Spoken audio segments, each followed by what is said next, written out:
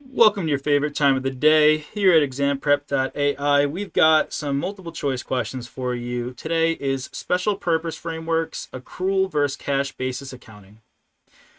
In most of these questions, we're going to see is the question asking for the cash basis or accrual basis. Obviously, we'll start with one and go to the other.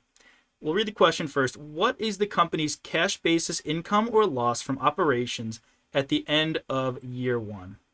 Great question. Let's read a little bit further.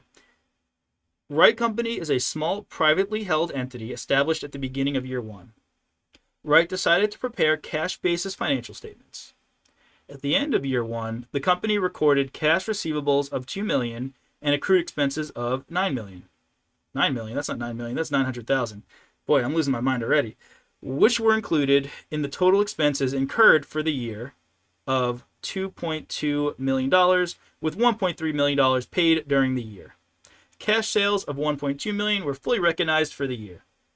So this one's not going to have us choose between cash versus accrual. It gives us both cash items and accrual items, and it's going to have us determine what's included in our final amount for our cash basis income or loss.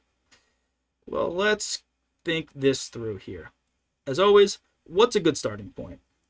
Think about what a good starting point would be, and in my mind, a good starting point for income is, well, what's our revenue? What's our sales? Revenue here, if we were talking accrual basis accounting, sure, we would take into account receivables, but cash basis is revenue is recognized when it's received. Accrual basis is revenue is recognized when earned. In this case, what was received? Well, simply put, cash sales, $1.2 million. Awesome. Now, we're still doing income or loss, so revenue minus what? Expenses. What are our cash basis expenses? Let's take a look.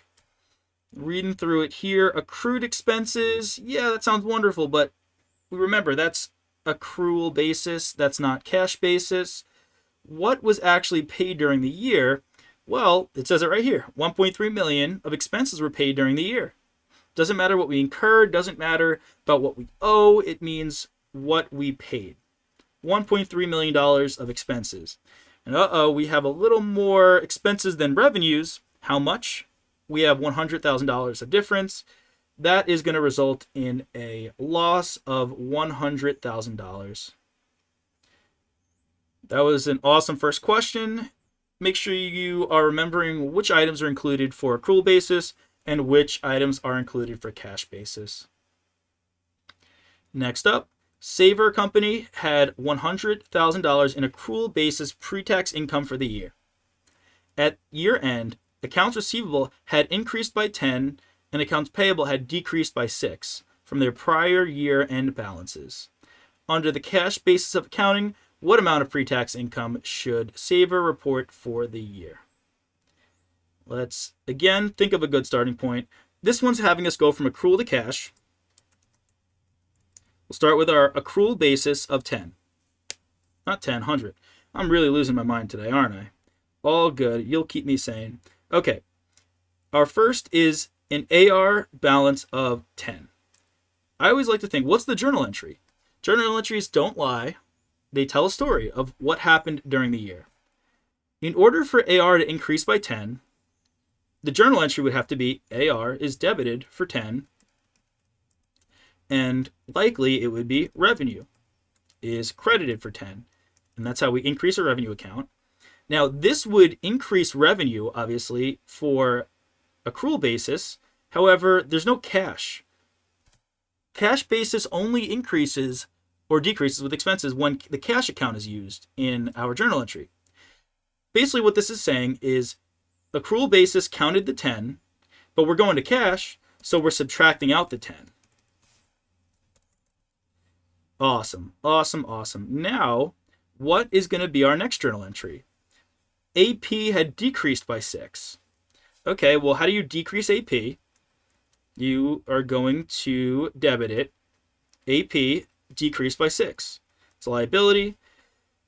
And then what would be the corresponding account? Well, how do you decrease AP?